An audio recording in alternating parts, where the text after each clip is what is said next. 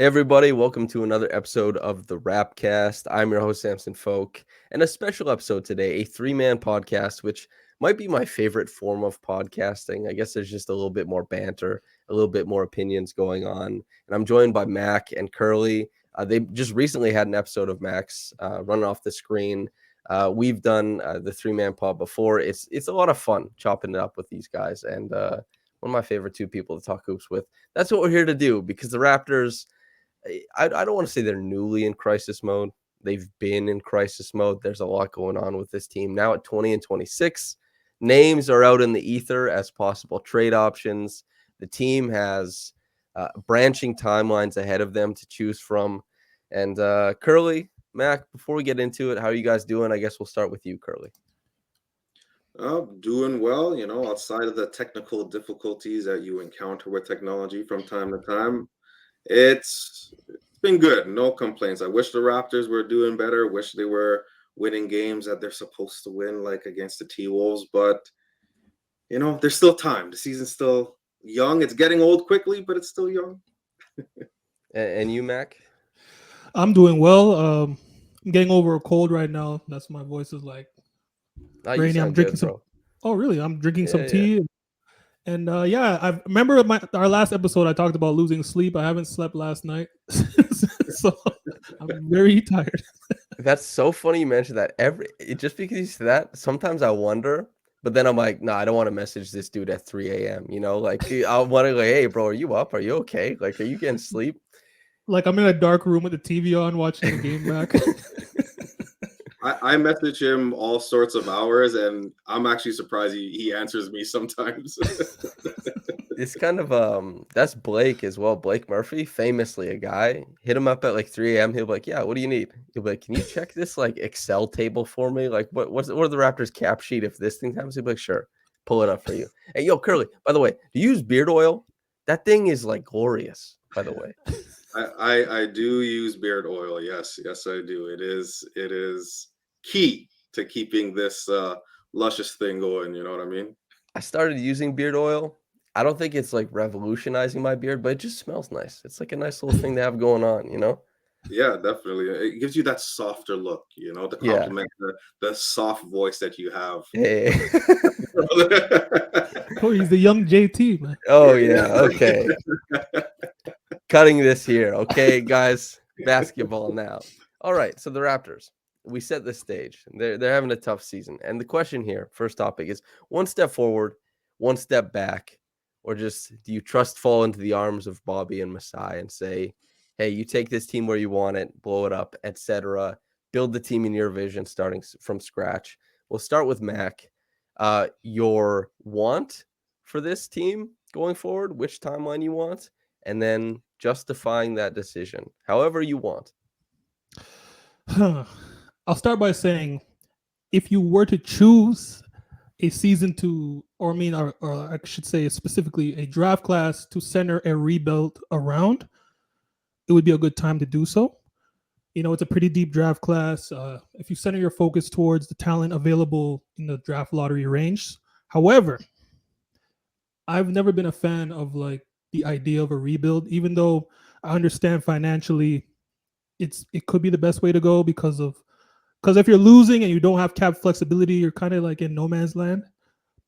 But I've said it before, the Raptors have good individual talent. They just need a better collection of talent. A more cohesive unit, more defined roles, responsibilities, and the responsibilities that players are actually sold on. So I would use this deadline to just make tweaks to the starting lineup and bench unit. So in a sense, I would say I would step forward. Okay, so can we dig down on that a little bit more? Stepping forward, what is that when you say make tweaks? Are you talking about an outgoing starter? Are you talking about maintaining the current roster and using, I guess, future assets to add to it? What are you thinking there? Well, a lot of players are being forced out of position right now. It just feels like on our team. And what teams have done against the Raptors 6-9 strategy is just play conventional basketball. They stop trying to adjust to the Raptors style. They just play big up front. They emphasize quickness on the perimeter, and then they just attack they attack the paint because there's a lack of a shot blocking threat. So in my opinion, OG might be the odd man out, and I could explain. I know people they get touchy when you try and trade players, but if you believe the reports or not, he's not given the leash that he wants, I guess, or the opportunities that he wants to progress in his career. And if you're looking at the starting lineup, which hasn't worked so far, they're in desperate need of a starting center. And if you're looking at maybe trying to trade Fred or Gary, or you don't want it to be extended, who's going to fill that void at the point guard or shooting guard spot, right? And I'm not confident in OG doing that. You look at the small forward and power forward spots. You got Scotty, he's not going anywhere. You got Pascal, he's not going anywhere unless he asks for a trade. And that just opens up the center spot, right? And OG again can't fill that. So unless you argue that Fred or Gary can get moved for a center, and then just put Scotty at the guard spot, I could probably hear you out about that, but I'm leaning towards OG because the possibility of him giving you the best return out of the bunch because of his cap-friendly contract and what he provides on the court and his age, but also a place to give him an opportunity to truly reach his full potential. Okay, very well thought out. There's a response here. It comes from Caitlin Cooper. I believe in November, her and I were working on a collaborative piece. She's the best beat writer in the world, I think, for what it's worth. And she kind of mentioned a Buddy Hield, Miles Turner, OG Anunoby thing. And I think now I wouldn't want to trade OG just because if you want the team to be good, I think that OG, that guy is really important to it. But I understand where you're coming from. I think that framework, it could conceivably improve the Raptors, but also with Turner and Hield, it's more up in the air as far as like control of contracts and stuff. But yeah, as far as shuffling it around, I think it makes sense from that point of view. And the only quibble would probably be you're not going to get it from me, but people saying, what is the ceiling of the team that you adjust to and all that kind of stuff. But that definitely makes a lot of sense. The Raptors, they are constructed in a strange way, and conventional basketball definitely it undoes them quite often.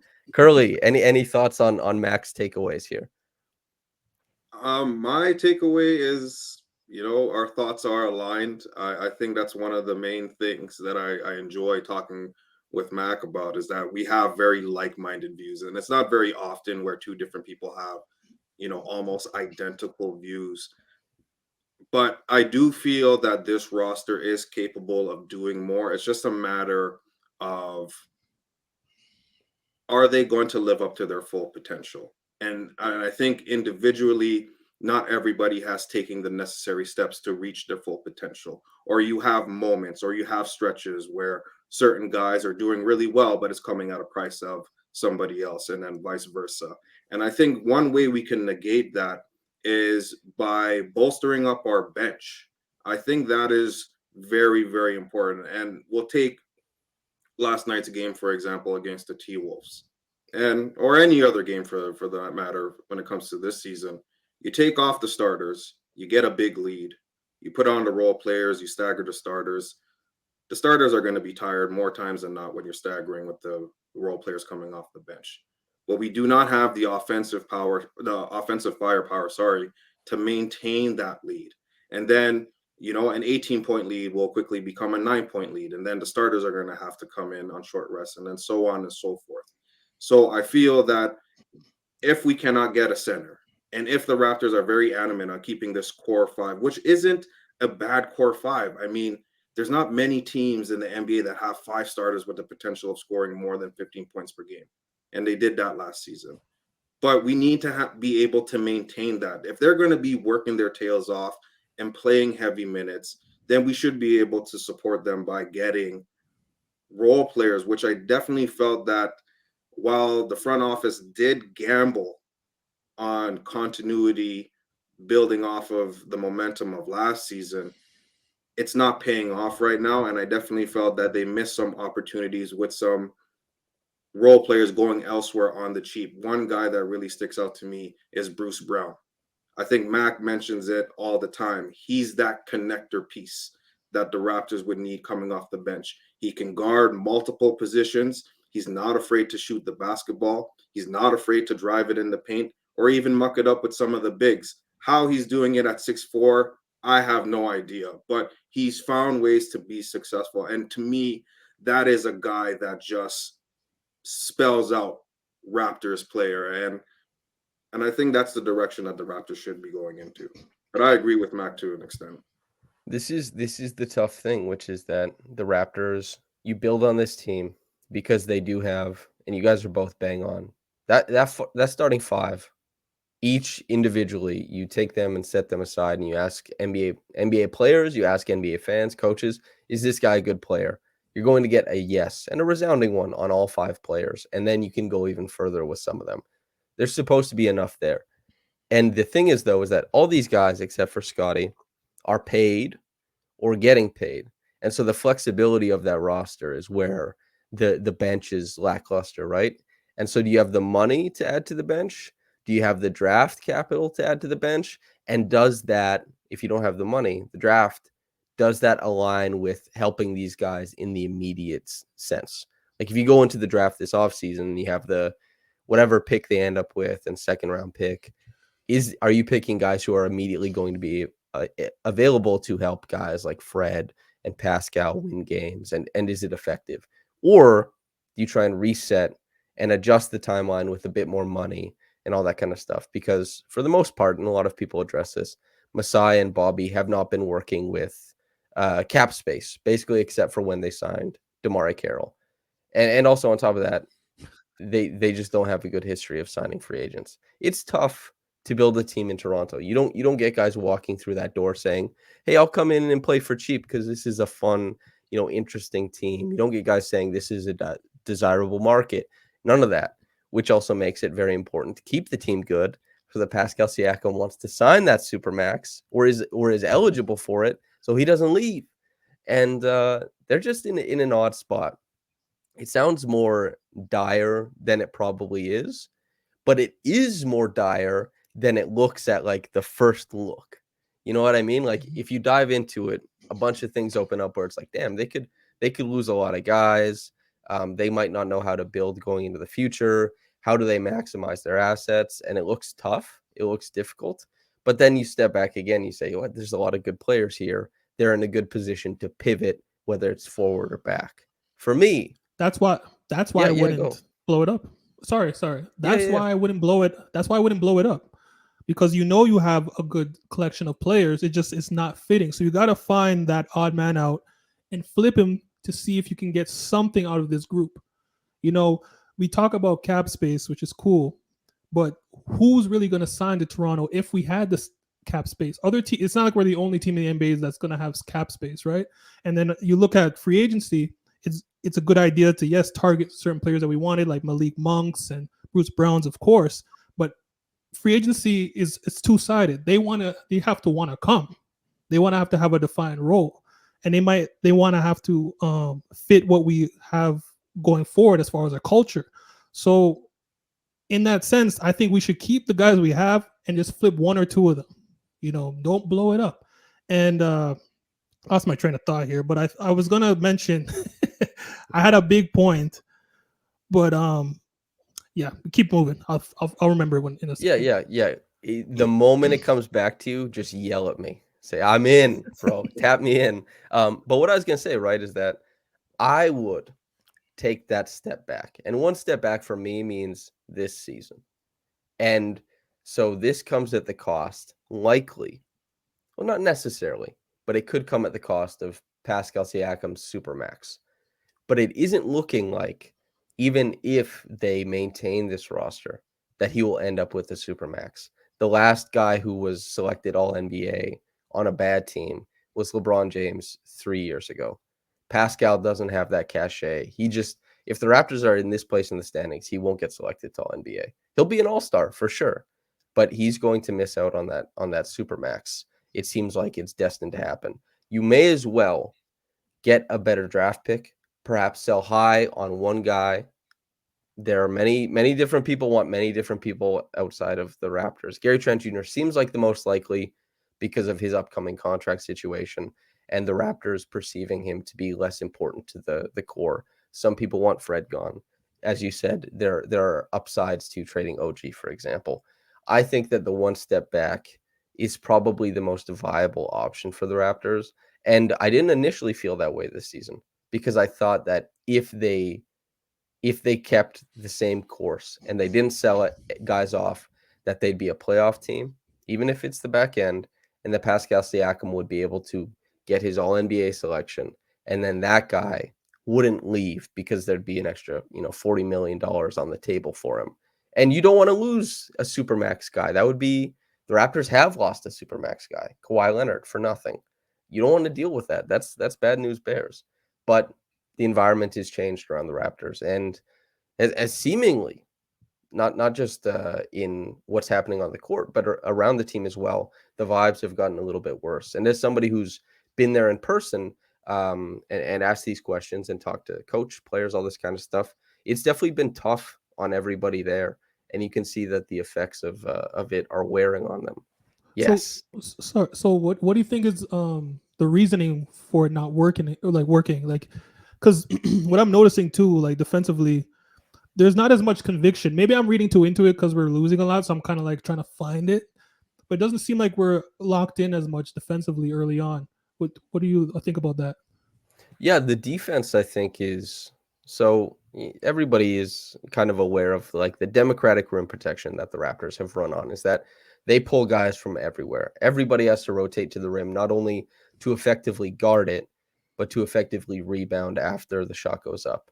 And the Raptors last year were much better. If you could plot it on like a graph of the court, or you could see where they were meeting ball handlers last season. They were meeting ball handlers a lot higher, forcing higher pickup points and also forcing longer passes. This season, it's taking them a much longer time to meet the ball handler. They're getting deeper, and instead of the corner three being open where they can rotate down from above the break and then rotate up from the paint and kind of use their court coverage and their length, we're seeing more laydowns are available. And we're seeing teams shoot better in the paint. We're seeing them shoot way more often in the paint. And, they're still giving up roughly the same amount of corner threes. And the Raptors, they are defending the court worse from the rim, from 4 to 14 feet, from 14 to the 3-point line. They're and from the 3-point line. They're allowing a higher percentage everywhere on the court. And that isn't the trade-off you want when it comes to getting out in transition and the turnovers. And so you're looking for answers, as am I. I've gone to Nick Nurse. I've asked him a few times about this. I've been specific. I've been vague. I've tried to hammer it down. He will not engage with questions about the half-court defense. He said that the transition defense is all they worry about, despite that being statistically untrue. And so that doesn't mean that he's lying. He could be more focused on that, but statistically, in things that we understand, what we understand transition defense to be measured as, the Raptors are doing better at that than half-court defense, and they're also doing an okay job of limiting transition.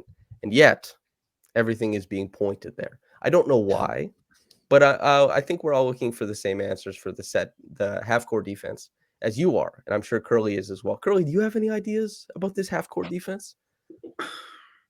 To me, I think you hit the nail on the head that they're giving up just as much corner threes as they were, in previous seasons, or as they are in previous seasons. Sorry, but to me, I think they've gotten really soft in the middle. If you take a look at the Atlanta Hawks game and even the Milwaukee Bucks game, these guys are literally just driving it right down the middle. Or even if they swing the action on the outside, on even at the elbow, or even as deep as the corners, they're not defending the middle as well, and they're able to just waltz in there between the free throw line and the basket, sometimes even getting, under right under the rim. Like I look at that one play where, Drew Holiday was being guarded by Precious, and Precious did a great job defending him, forcing him to pick up the ball, but Drew was just pivoting in the restricted area with Scotty there, just kind of watching, like, to see how it's all going to unfold. And if you're playing that zone defense and the ball is in the middle, it almost seems like the Raptors are always either collapsing late or reacting too early, but it's just not a consistent play. It's like almost every time the ball gets into the half court, it's it's almost like the same issues are always coming up, and it doesn't take a creative basketball mind to figure it out. You swing the ball around, the ball will always move faster than the player. We know this, but I always feel like the Raptors are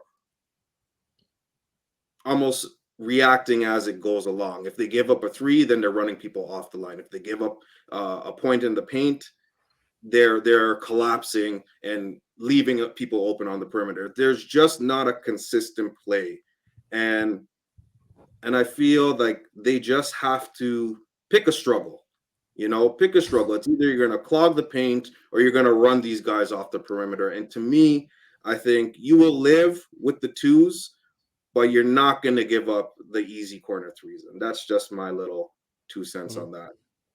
It is interesting when I think about this Raptors team. I think that, yeah, they do have trouble rotating to the paint, and they also have trouble rotating out of the paint. And I think that part of the Raptors' struggles this season is fatigue, like a collective fatigue. Pascal Siakam is a guy who, I I actually saw a Reddit post somebody made about me saying Samson keeps referencing that Pascal led the league in minutes per game and closeouts and isolations. They're like, I can't find these numbers anywhere. Is this guy lying? And so that number is correct, by the way. It comes from Second Spectrum, which is proprietary. It is not available to just go and look at, but it is the database with which NBA.com draws from, for what it's worth. They have cameras in every arena that track movements and motions, and that's how they do all this kind of stuff. There's a bunch of AI involved in it. So it does bear, if you're watching NBA.com stuff or any of the statistics, watch the film after they've categorized it and make your own thing. Tangent over. Anyway, but Pascal plays that style, right? He comes out this season. He plays 40 minutes again last night. He's once again leading the league in minutes per game. He's once again near the top in isolations. He's once again closing out all the time. And Pascal isn't the only guy who carries this extremely heavy load. Scotty Barnes, despite his struggles defensively, and he has struggled a lot defensively, is still asked to do a lot. Just because he's not doing very well at it currently doesn't mean that it's not hard. Doesn't mean that there's not a lot being asked of him. Same with Fred, Gary, OG.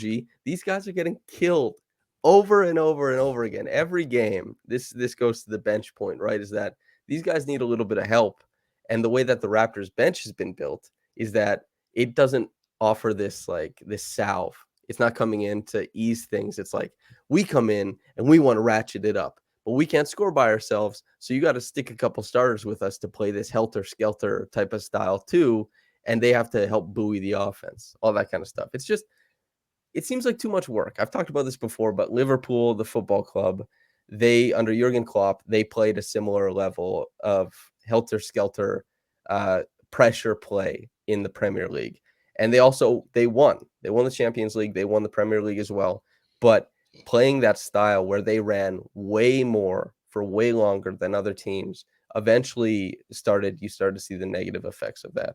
Does anybody have any thoughts on my silly tangent about football and basketball coming together? Any ideas? Are we finding the solution for the Raptors here? Well, I don't know about solutions. I think you're just highlighting more problems. But I think it's very evident, especially when you look at the box score at the end of the game and looking at the minutes played, and and I think that right now is probably the main source for OG slowing down. Now, as you know, we've had conversations. Mac knows how I feel about OG, but I'm going to give the kid credit. He came out like a bat out of hell, like they say, this season. And it looked like he was primed for that next step, that leap that even Masai alluded to during media day. But I think it was very telling during the Knicks game, especially, where the Knicks play a bully ball. And that kind of style is going to take its effect over you. While the Raptors have shown that they are able to maintain it, they do tend to fade away a lot quicker than the other team that's initiating all of it. But I look at, he's guarding Brunson, then he's rotating, and then he's guarding Randall. And then in the next set, he's guarding RJ Barrett. And he's gonna have to adapt, guard big forward, and then it just continues a cycle. So that is eventually going to take a toll, and I feel that he's spending so much effort on the defensive side of the ball that he has nothing to give on the offensive side, and I don't think that's his fault. That's just the way that the Raptors are constructed. Hence why he was only able to hit those two big threes in the overtime against the Knicks, ultimately helping us secure the win. But if you look at the game against the Bucks, not as much bully ball, but dealing with guys bigger than him, a lot more physical. Drew Holiday, I mean, when you get on a run like that, there's no stopping him. And you can find numerous examples. And now I think where you're finding it, and I mean, even Pascal has been super engaged defensively, and I definitely feel that that's ultimately contributing to his offensive struggles as well. But if you go down the line, and with the aggressive style that they play, I think what you're seeing is just, like you said, ultimately fatigue. And we don't have the bench relief to assist with that fatigue because these guys are getting, 2-minute breathers. I think the NBA should adopt oxygen tanks similar to the NFL to assist these guys. You know what I'm saying? Yeah. So that's where we'll leave the future of the team, that conversation. I one more question for Mac, actually. So you talked about the draft being a good one. You have this uncanny ability to just say you like a guy and then the Raptors end up drafting him. Who do you like, man? Who's going to be on the Raptors next year? He's the inside man. I guess he's the inside man. I don't know what it is, but he's done this multiple times before. I think he's the inside man. He's the mole. Well, if we continue in this trend and we end up like, let's say we're in the back half of that lottery, I really like Cason Wallace. He's a defensive point guard. He can shoot the three. He's tenacious. He has energy. He's toughness. Like I love what he brings on the court. But that would mean that we're getting rid of Fred. So I don't want to think like that, but he's one guy who really stands out to me. So remember I said Cason Wallace's name. I'll do a piece on him later on, closer to March Madness, to kind of get people more familiar. But that's a point guard I'm really looking forward to seeing in the NBA. All right. Order your Wallace jerseys in the Raptors red, ladies and gentlemen. You heard it here first. I will clip this expeditiously if the Raptors do choose them. Okay, but as I said, moving on from the where's this team going into more of the, hey, what have we liked so far, which is a limited pool. If you want to hear about where this team is going and do it in a live setting, by the way, listener, there is a live podcast hosted by myself and Louis Zatzman at Rivoli, February 7th at 7 p.m. And tickets are $20, but they come with a free drink. And if you're an All-Star subscriber at the website, they are $10. There's a panel with a bunch of different people. We have really cool surprise guests, people who are involved with the Raptors and people who are involved in covering the Raptors. Some big names, some good stuff. So, yeah, get your tickets. Come listen to us talk about basketball for a few hours. And if you ever wanted to just talk about basketball with me, like these guys are doing now, I will be there to chop it up with anybody who is interested. Okay, plug over, fellas. We're talking developments of these Raptors. Curly, as you mentioned, OG, like a bat out of hell defensively to start the season. Mac, we know how you feel about Scotty Barnes. I'm curious where you guys sit. You've been watching this team. Even though things haven't gone that well, some developments have been made. Curly, we started with Mac for as far as, one step forward, one step back. I want to start with you. Your favorite development of this season so far? Like you said, there's not many. You could go OG. You could go OG. You could look at Gary Trent. He's definitely adapted well to expanding his role and playing multiple roles, whether it's being a starter or being a role player, a primary role player coming off the bench. But I can't help but shy away from Pascal Siakam. And I'm a firm believer in manifestation. He said he's aspiring to be a top 5 player or to be in an MVP conversation. While he has slowed down a little bit, but I don't think anyone was expecting Pascal to take this kind of leap forward, to be the all-round player that the Raptors didn't know that they needed. And to see that he put in the work, and I mean, make what you want of the Rico Hines runs, but it was a fun summer if you were a Raptors. And I think that's part of the reason why a lot of us are really disappointed, because we saw the work, we saw the footage that wasn't always readily available, especially over the last 2 years. But to see Pascal's jumper being so fluid, to see his ability to handle the ball, well, it's not perfect, but the handle is a little bit better. And for the first couple of months prior to injury, he was one of the best players in the league. Now, I'm not going to look at this recent stretch and say Pascal is no longer a superstar, because in my eye, he took that leap and you co-signed it, that he is a superstar. He is that guy that you can potentially build around. Without question, he's going to be the second best player on any championship contending team.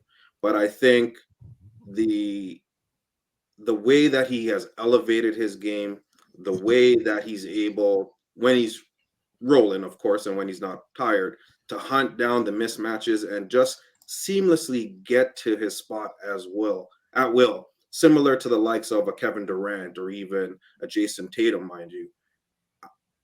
It's just been a real joy to watch, and that's why I'm very adamant on trying to build on this season, because it was a pleasant surprise, and now that it's here, I think we just got to ride the wave, capture that lightning in the bottle, and run with it. But I think Pascal Siakam definitely leads in this area.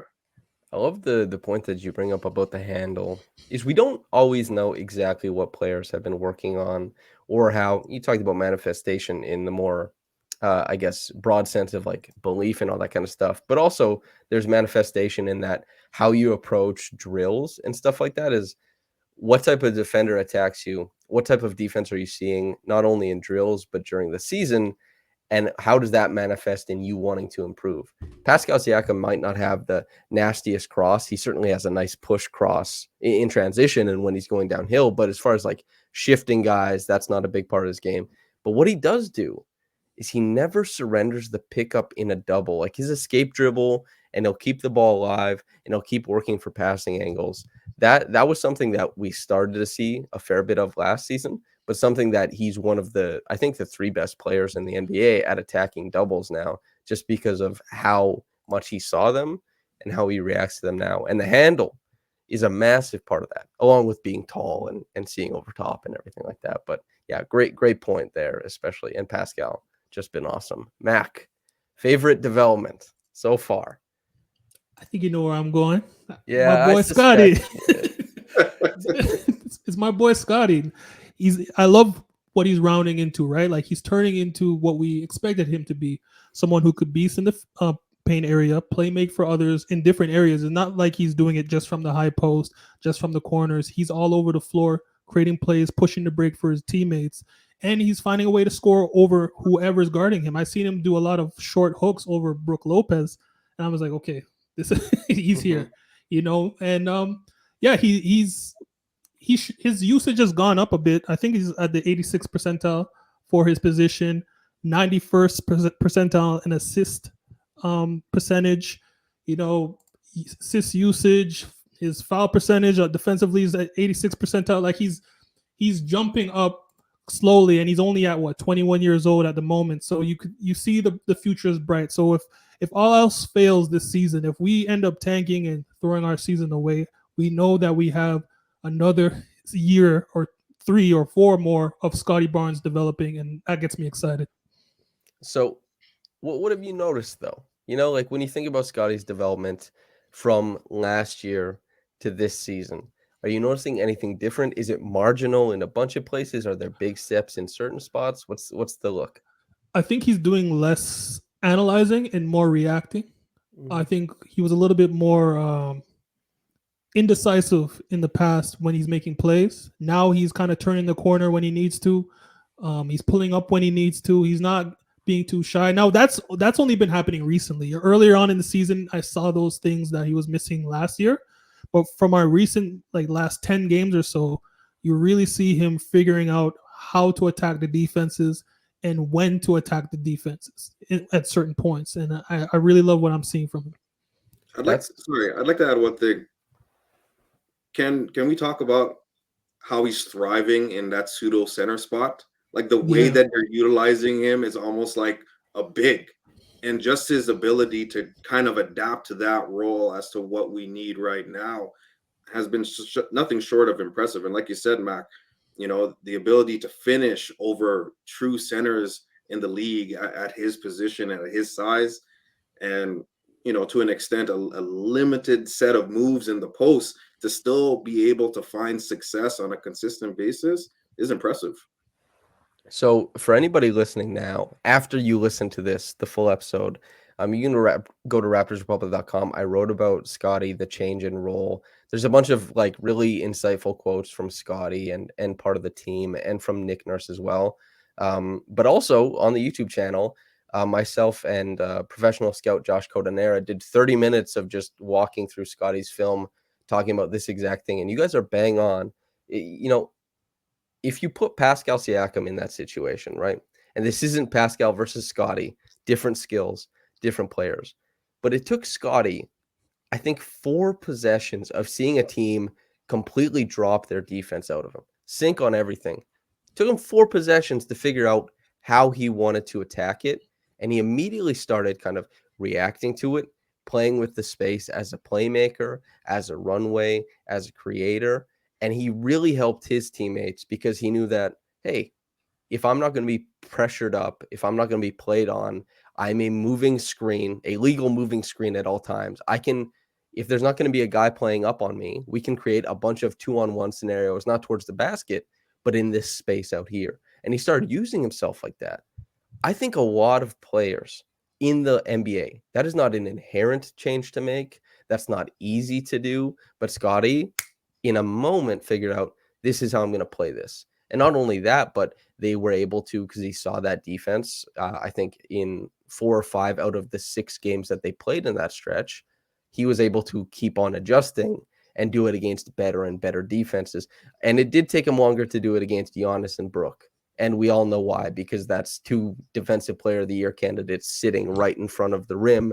It's tough to navigate those spaces, but he did eventually figure it out. And he did figure out how he wanted to attack Brook and get Brook off balance. And since Scotty last year had 57% on contested hook shots, like an insane stat, right? He has the touch to power him through these scenarios, and the feel for the court and for the style of play. It's just seeing a guy take on that unique of a defensive response to himself and figure it out. Great. And this is kind of where most of the improvement, I think, is that Scotty's facing much harsher defensive game plans this year than he was last year. Like, most of Scotty's baskets last year were on mismatches or offensive rebounds or in transition. This is not where he's contending with the second level of defense. This is not where he's contending with set defenses or anything like that. Most of the time, teams said, there's Scotty Barnes. We heard a lot about him coming out of the draft that he couldn't score. Let's see what he does. He made good on it. Now teams, they're going to hang that guy off, right? In the help side, they're going to put a goalie at the rim. He has to navigate that. They're also going to shade the guy on the opposite above the break. He's going to split the difference and play zone. He has to make different types of passes against that defender. He's learning how to manipulate the floor. And we're seeing now he's on a hell of a run, right? Like the numbers have been insane lately. That's the biggest thing, is that the skills don't look that much different, but the implementation of the skills is where it really, really has improved. What a fun season for him. And I know he was getting a lot of rough takes from the NBA at large, the fan base, early on in the season. Those who knew what was up knew what was up, and I think that's the 3 of us here. Does anybody have any other takes on Mr. Barnes? Not a take on Barnes, but I want to say something about Precious. That adjustment, those different looks that you're seeing, I think Precious is really going through that this season.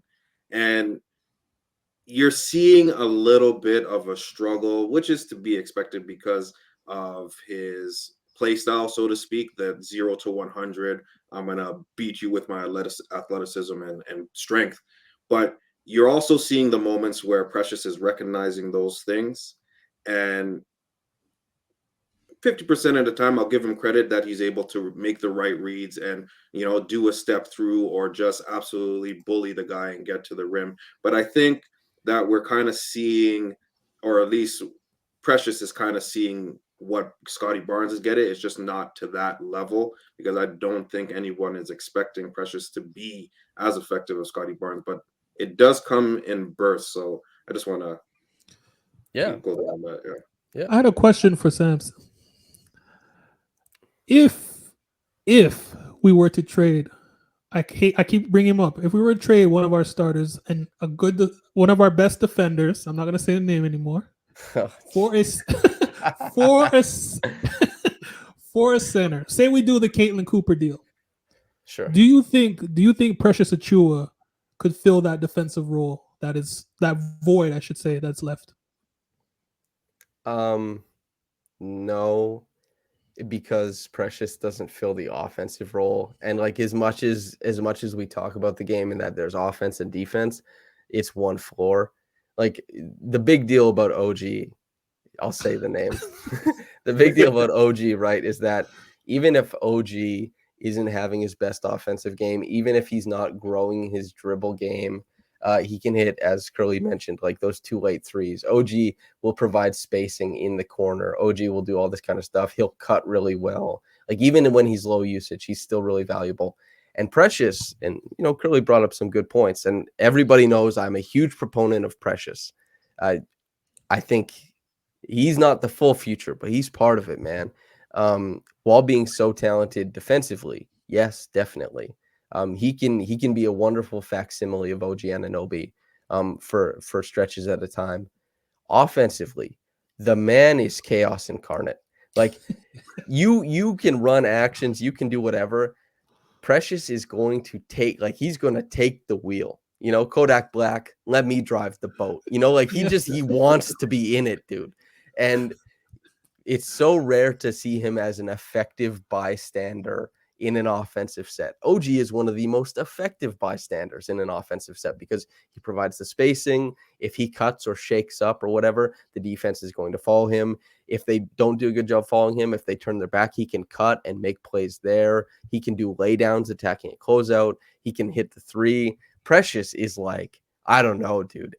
Anything that if the ball ends up in his hands, who knows what happens? And part of that is the reality that like this guy is significantly more talented off the bounce than many of his contemporaries in the front court. He can provide all sorts of things. But on the other side of that is like this guy can provide all sorts of things. The bad as well. He will run in there and he'll throw it off the shot clock. Like it's a bunch of stuff can happen. And while I still think Precious has like genuinely an all-star future ahead of him, I don't think he can just like come in and do what OG does. Defensively to some degree, for sure, but not with the consistency on that end, and certainly not with the effectiveness on the other end, I would say. I hope that's a good enough answer. Yeah, for sure. Especially with the way I think, to me, what was the most impressive thing about OG's development this season is that he's finding other ways to impact the game now. He's crashing the boards a lot more. The passing isn't pretty, but it is effective in moments. And I always say with OG, it's almost like he's hunting prey and he's like stalking it and then waiting and then all of a sudden you'll have like a fourth quarter, then OG is scoring like 10, 12 points or even 15 points, or you have the moment where he hitting those 2 threes in the overtime that clutched us for the Knicks once again. But then, with Precious, it's not quite there yet. And I agree. I think the potential is there. Definitely all-star. He has all the tools to get there, but he's not quite there yet. So I wouldn't be ready to put that sole responsibility on Precious. But I'll also say one thing about Precious for me personally. He used to give me a headache all the time. I've made my peace. Precious, do whatever the heck you want, okay? I'm going to live with the result because at some point it's going to taper off and it's going to be positive, and I'm going to look at that stat line and I'm like, you know what, Precious? Good job, buddy. That's all I want to say. Every teacher, every coach, they all say it's the same ethic with different words. I'd rather reel somebody back in than have to pump them up. And Precious, you're never pumping up. It's just Yes. go, go, go, go, Yeah. go. And well, I've openly been against some of the commentary from Nick Nurse against Precious this season. I also have liked some of it lately where he keeps saying that they need to prioritize getting Precious more minutes and that kind of stuff. So we'll see what happens with Precious going forward. Whether it's good or bad, it will be a romp and a riot. There's no way it won't be. It's the best thing in the world. Lewis had the best. He had the best tweet with Yes. that dog playing the Oh piano on my the building. God. I used to tweet this out, but then Precious became too good for it. But I think in the first like 3 months of last season, there's this still, right? It's like a 2-part comic strip where it's like this guy driving a plane. He says like, "I'm a genius," and then the next one is him saying, "Oh no," and I would just like, it's Precious time. Like that was Precious so much of, and he brought it, he dialed it back. Like one of the craziest statistics of last season was post All-Star break that per 36, Precious was hitting more catch and shoot threes than Gary Trent Jr. and hitting them at 45%. And I say per 36 just because Precious was playing, I think, like 26 minutes a game and Gary was playing 35. But in Precious's 26 minutes per game, I think he was taking 3.9 catch and shoot threes a game and shooting 45%. Like post All-Star break, he simplified his game into like, pump, go, dunk on anybody waiting there, or shoot it. And we saw that in the playoffs as well with him putting, Joel Embiid on skates, with him like, shifting the hell out of Matisse Thybulle with that in and out dribble, finishing at the rim. And then obviously we all know his defense. He is a very like a tantalizing player. He's one of the most athletic players in the league. You could talk me into top 10. The strength, the explosion, the quickness at his size, rare. So yeah, my bet, I'll bet whatever money you want me to put on Precious, I'll put it there. Does anybody have any other developments they thought were fun this season before we get out of here? For the Raptors? Yeah, we actually. So I'll start us off with Gary Trent Jr. I'll say I was Gary. gonna say Gary Trent Jr. Yeah. Yeah. Gary. I'll go. I'll do the quick little thing, and anybody can pile on afterwards. Gary has done a much better job at moving off the ball. He's also done a much better job at his footwork. Attacking closeouts has improved. It also looks different, and he's putting down typically an extra dribble to get closer to the basket, and he shot really, really well on those closer shots this season, which has kind of revolutionized his game to not being as reliant on the heat of his pull-up jumper, which I think is fantastic. And his ability to get to the free throw line because of those opportunities. I think that's huge. And that's been a huge game changer, especially when the Raptors are really struggling to have that additional player that can get to those spots and create those opportunities at the free throw line. I think it's a very underappreciated stat that Gary Trent Jr. is bringing this season. That free throw rate for Gary and Pascal just Yep. wait, that's the noise you make when something's going down. I don't know what noise. Hey, that was good. Damn, look at you go. That's the talent right there. Yeah, man. Yeah, that feels like that's a highlight to end the podcast off on. I guess the floor is yours. Curly, we'll start with you. Tell the people where to find you, all that good stuff. Well, first and foremost, thank you for bringing me on. It's always a joy talking hoops with you, brother. And playing hoops with you. Oh yeah, absolutely. I was gonna say playing hoops. You are up there. Hey, One of my no. No. You take this compliment, damn it. You take the compliment. No, You're one of my favorite people right now. You're just a vibe, brother, and I appreciate you. So I want to get that out of the way. As for me, I'm doing my thing with the podcast. I live by the 03 on Twitter, and I live by the period number 3 on Instagram. Give me a follow. Posting stuff all the time, posting tweets all the time.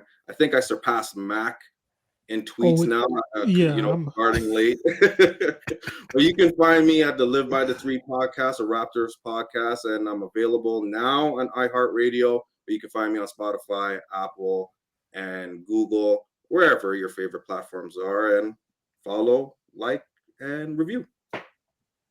Mac? Yeah, you guys know me. I'm on Raptors Republic, running off the screen. I've been doing some more episodes lately. You guys have been seeing my face, so I'm gonna try and keep consistent. Like I said, I'm gonna promise some draft stuff soon. And yeah, you can find me on Twitter at Man They Call Mac. And yeah, just go Raptors. And Go thank you, Samson, for putting me on. And you've always been a calming voice when I'm stressed out about the team. So it's great. It's great to use this platform to vent. And yeah. Oh, and your nickname is Samson Ginobili, right? No. That's what they call you. That's what they call you in the streets. See, man, if I had only been balding from the back, it would have been Oh. so good. Unfortunately, the hairline wanted me from all angles, man. You know, so hey, sometimes you can't win them all, but that would have been good. Yeah. Yeah, fellas, I very much appreciate you coming on. I enjoy talking hoops with you. Mac, we'll get you in a run with myself and Curly. At some point, we'll run a 3-man weave. It's destined. It's written in the stars. Yes. And That's a good name for a podcast, but yeah. Yeah, 3-man weave for sure. And yeah, running off the screen, as I said, is the most accessible, the best looking, my favorite stuff on raptorsrepublic.com. Well, the YouTube channel of it, and Live by the 3 podcast with Curly. I can't recommend both enough. So to anybody listening, please consider paying more attention to these fellows over here. And now that you're done listening to us, go do whatever you want. Thanks for tuning in. Whether you got into it in the morning or at night, have a blessed day and goodbye.